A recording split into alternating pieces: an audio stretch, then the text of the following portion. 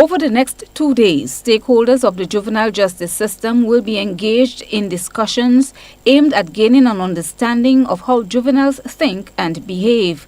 Minister for Social Development and Housing, Delma Thomas, reiterated the importance of reform of the juvenile justice system, adding the importance of knowledge in dealing with juveniles.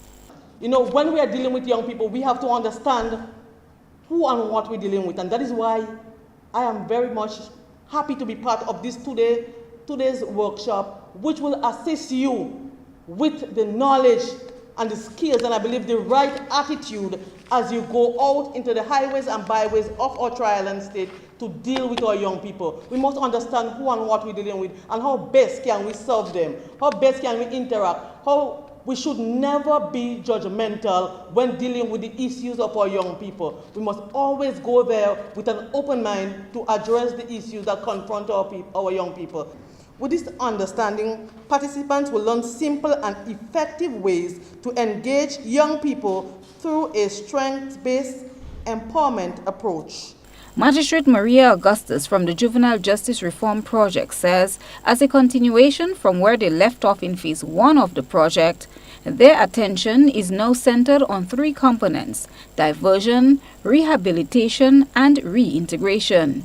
In the first phase, what we did was to really try to build the foundation for changing the way that we deal with young people in conflict with the law.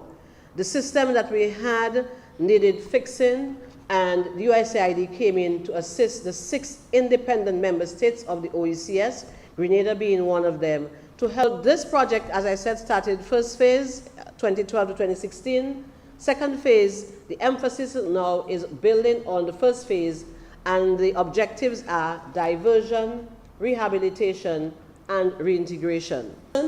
Learn and participate, as Dr. Benjamin reminds us, a lot of the things that we knew, is also going to help us to make certain connections and open our minds and brains to a better way of dealing with our youth as we embrace the reform.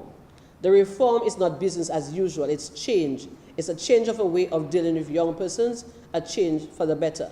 So therefore, since you as stakeholders in the juvenile justice system are going to deal with young persons, you need, and also what we do a lot of is sort of managing negative behavior.